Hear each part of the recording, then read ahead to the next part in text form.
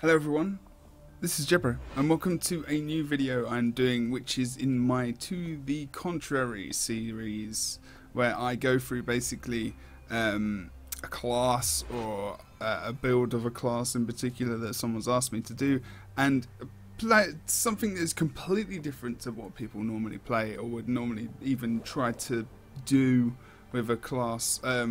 The people even just, they might have played around with it but they haven't continued with it, or it's just not viable, and then I'll do it and I'll show you if it is viable. So basically with this Mesmer build, as you can currently see up in the top left here with my traits, is looking kind of interesting. Some traits in some places which are kind of normal but not using the same things basically.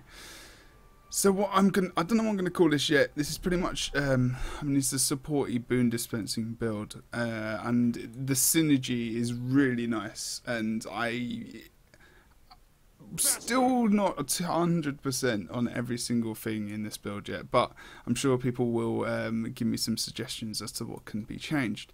So basically in this build, I'm running at 2066, pardon me, 0.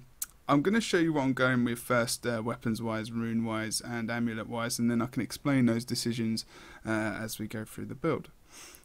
I'm using a staff, as you can see. Now for boons, so obviously I'm going to go through the weapons and the utilities as well, and also the elite. So as you can see with the staff, it's got a lot of defensive ability. It's also got a lot of condition damage, and also does a lot, gives me a lot of boons. So if I could put Chaos Storm on the floor and I'm sitting in that, I can get one of those 3 boons, and also the conditions that come off as well, and that happens on everyone around me. Chaos armor, of course, if I get hit while I've got chaos armor on, I can get protection, regen and swiftness as well. So there's a combination of great amount of a great amount of boons there that I can get with that combination. Also, if I do use phase retreat out of the chaos storm, I will get the chaos armor again. Same with it is if I do it out of time warp as well, to get that leap finish, which is really good, really useful to give me some more boons, which I can then use to actually use my signet of inspiration, which is always pretty damn good. Also, I do gain a boon every 10 seconds as well, so that's really, really good. And because I've got the extra boon duration as well, it won't last, it won't, I won't get new boons adding on to each other, they'll just replace each other, but it just extends that boon duration on my rune set. So the reason I've gone for staff is mainly defense, also going for the maximum amount of boons I can get out of the weapon sets as I possibly can is really the main reason I've gone for this. Also, that you do get some nice condition damage off the one ability. Of course, you do get the might there as well, and the fury. Having a look at sigils on here, so energy, obviously I want to try and get some energy back so I can dodge so we get some more defense. Not really, dodging is just, dodging in this build. It's really, really defensive, to be honest. Sigil of Battle, gain 3 stacks of might, so I'm passing over those might stacks to my teammates. In team queues at the moment, I've been getting, I think I've had full stack of might, basically, full stacks of might, sorry, throughout the entire game when I've not died. Literally, I just keep buffing it up. With my weapon swaps as well on myself, so I'm constantly giving out almost 25 stacks of might when I'm running around the map, if I can run around the map. That's the only problem with this build, mobility wise, but I do have a focus on my other set. So moving over to the other weapon set, I do have the sword and the focus. Now, condition damage wise, obviously I do realise that it's not the best weapon set to go for, probably. I did try Scepter, it really didn't work. Obviously, cripple is and vulnerability, they're quite good for this. And also, Blurred Frenzy is really more about just the evade all attacks for 2.5 seconds. That's going to save me a lot, so I'll just randomly use Blurred Frenzy in defense, really, more than attacking, or to actually help an attack as well. Mind Spike, sorry, is good. The third sword attack as well, so I can remove boons. That's always very, very beneficial. And also my clone actually does that. It does start to do the sword slashing 1, 2, 3 ability from there. So it is quite a nice little sword. Is quite good for defense as well, which is quite nice.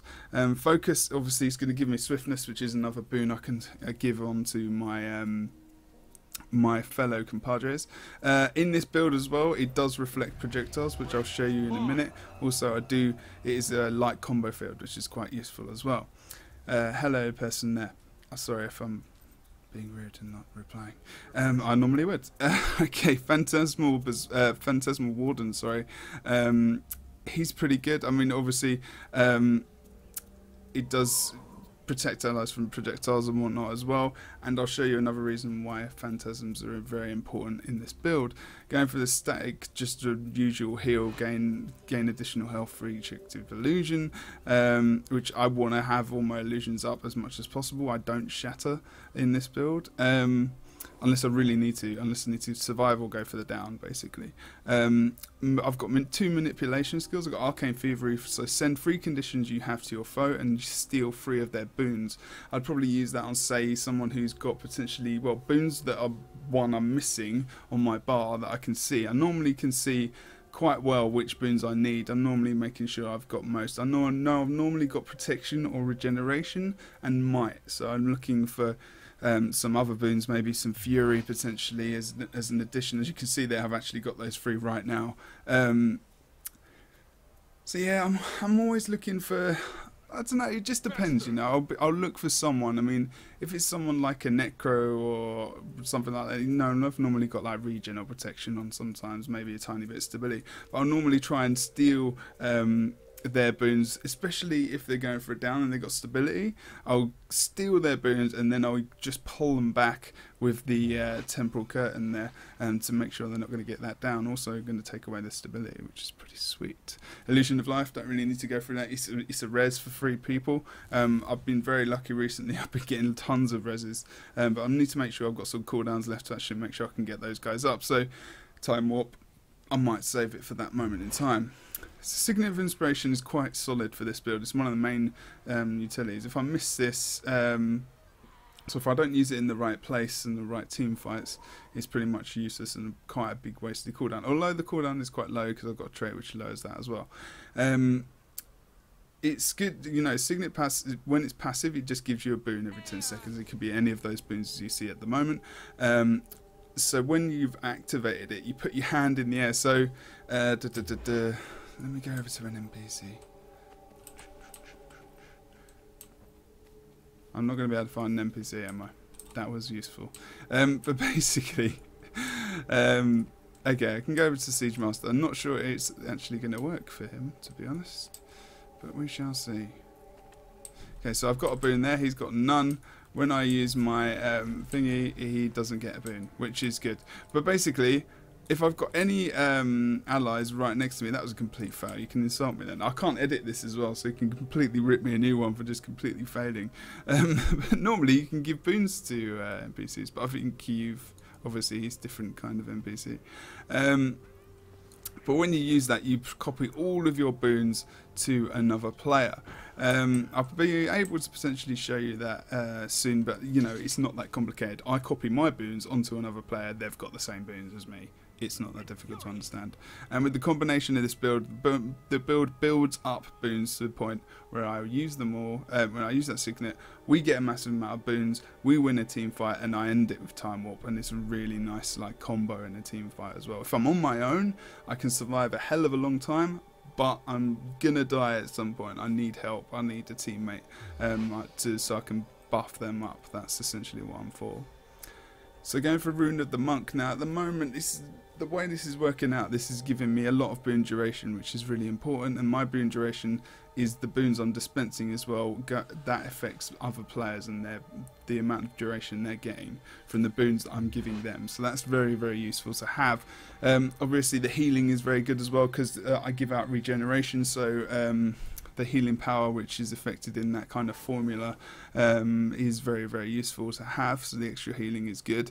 I have gone for Settler's Amulet. This is completely up to you what you're going to do, because you do have the sword, of course, and the Phantasmal Berserker. If you Warden, sorry, if you want to go for a bit more damage, just power damage, just go for clerics. Try clerics, because you know I'm not sure which is better. I haven't tested and exactly seen the numbers. I've seen roughly what the numbers are between the two, but I'm in staff a lot more, so I feel like I'm doing more condition damage than I am doing direct damage with the sword and also the Phantasmal Warden.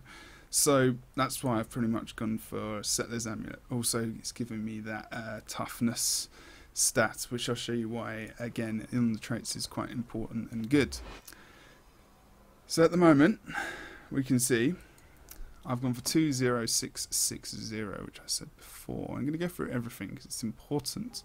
So infinite vulnerability when you interrupt a foe. When I do interrupt a foe, I give 3 stacks of vulnerability. That's nice. That's very good. Okay, this is good. Reduces recharge on signets. So 20% cooldown reduction on the signet when it's activated, which is very important for this. It's, of course, a good few seconds there that's reduced for reduce the cooldown, because I need that to be quick. I wouldn't use this trait, this signet, unless I had that trait, because otherwise, you know, it would just be too much reliance on this one thing, which there already is quite a lot of reliance on anyway. Okay, so skipping dueling, going into chaos. So gain regeneration when your health drops below the threshold. So when I'm dropped below 75% health, which isn't that much to be honest, I gain regeneration for 14.5 seconds. So I can give that boon, even if that's the only thing I'm giving off at the time, which I know I definitely can't get any boons, which is very unlikely. At least I'll be getting some regen with that signet. Okay, reduce recharge on manipulation skills. I have 2. Reducing illusion of life is very useful because that's a big cooldown. It's almost 2 minutes, but it is a big ability supporting wise in this build. Illusionary membrane. So gain protection when you gain regeneration. So when I gain when I gain regeneration from that minor trait there, I will be gaining protection also, and I will show you where else I gain regeneration in this build. When I get regeneration from the Signet of Inspiration, of course, I will be gaining protection again whenever I get it. So I'm getting a lot of protection in this build. It is very nice. Chaotic Dampening, increasing your toughness while wielding a staff or trident. Reduces recharge on staff and trident skills. Obviously, I want my staff to be used. Again, this is another reason why I use condition damage, because I'm in the staff most of the time and I want to get these cooldowns. See, Chaos Armor is very important, so is Chaos Storm and Phase Retreat. Also, I want to get my Phantasms up as much as possible, so staff is very good for this, and it's very important. And also, I'm going to be able to survive a lot more. Only plus 50 toughness, but you know, it does make a bit of a difference here and there because of this reason.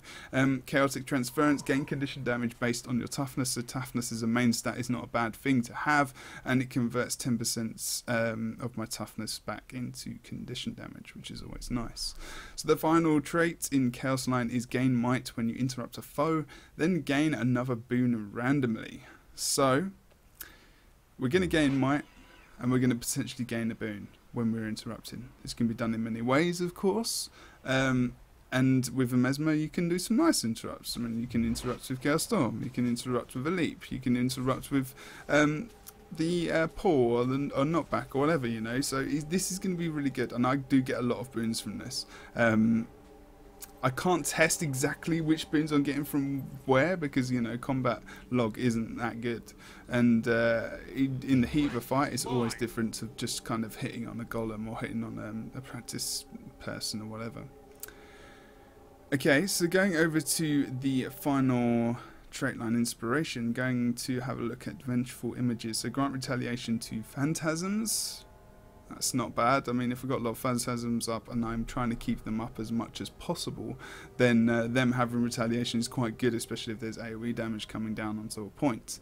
Persisting Images, Phantasms have increased health. Now, I want Phantasms to be alive a lot in these fights because they're going to be giving me something which I'll show you in about 5 or 10 seconds time, which is now. Phantasmal Healing, so Phantasms grant regeneration to nearby allies, and of course if they grant regeneration to me, I will get protection. That's how I would think it would work with one of the minor traits, hopefully, and it normally does.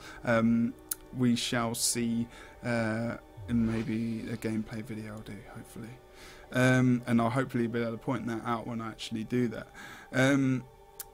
So Phantasms, going over to vigorous revelation. Wow, I can't speak today. Shattering illusions grants vigor to nearby allies. So sometimes this is the trait I'm not too sure about.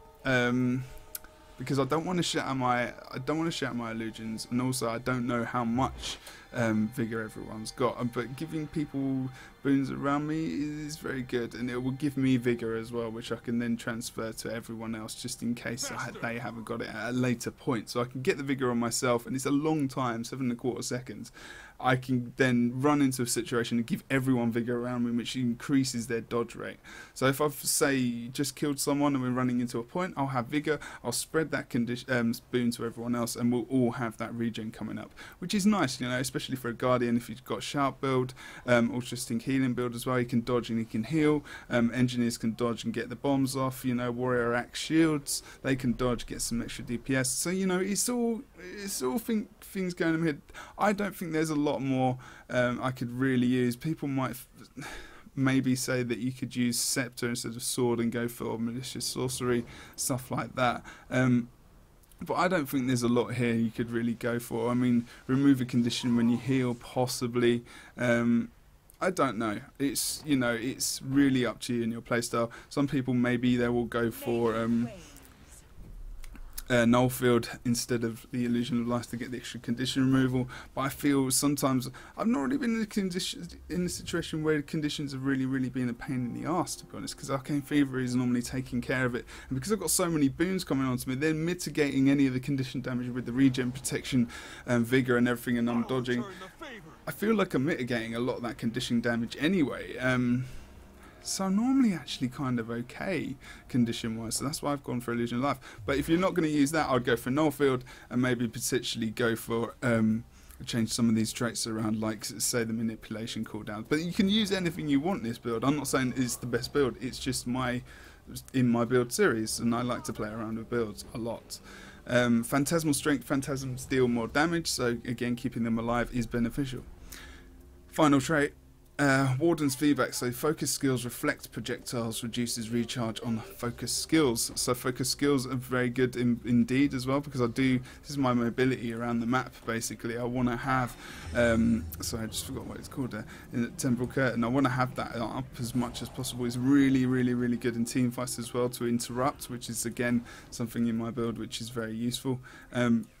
And I want to be interrupting, I want to be doing those pulls, also giving swiftness to my allies as well, to give them another boon, give them some speed on the point as well.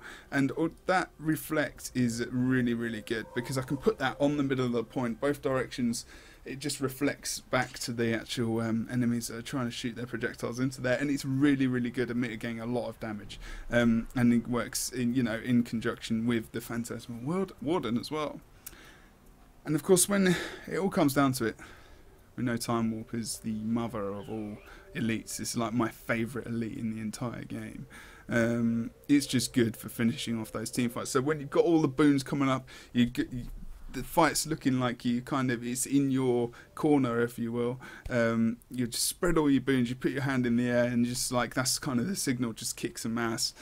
Focus that target, get the Time Warp up, get that target down, and that whole team fight hopefully will kind of snowball into your favour. That's how it's worked for me in team queue. Competitive, it's different. This is a build which is basically showing you something else you can do with your class that people don't really do at all, actually, in competitive play at all, or in most games, because they're either too afraid or that everyone's just kind of stuck. And I'm just showing you there are other things you can play. Okay, it might not be the best thing, but it's something to think about. And maybe you can actually think about the way you play differently. Maybe you can play it differently. So guys, not sure what I'm going to call this build at all, to be honest, but hey. That is the build. I mean, just reiterating really about the rune and how much extra boon duration that does give you. Ignore kind of the 25% chance when struck to heal for a small amount. That's good. 15-second cooldown is good. It's mainly the boon duration I'm getting from monks. So maybe someone's got a suggestion on different rune to use. There was some talk of Traveller to get some more speed as well and increase that boon duration. But I feel that the 10%, the extra healing coming out from this build would be very beneficial. But that's it, guys. I've been Jebro. This has been To The Contrary build for the Mesmer. Boon dispensing. How do you feel? Any good? Give me some comments below. Remember to add me on Twitter, @JebDan. Thank you very much, guys. Cheers for supporting. Give me a like, give me a comment. Forward this to your friends, and I'll see you very soon.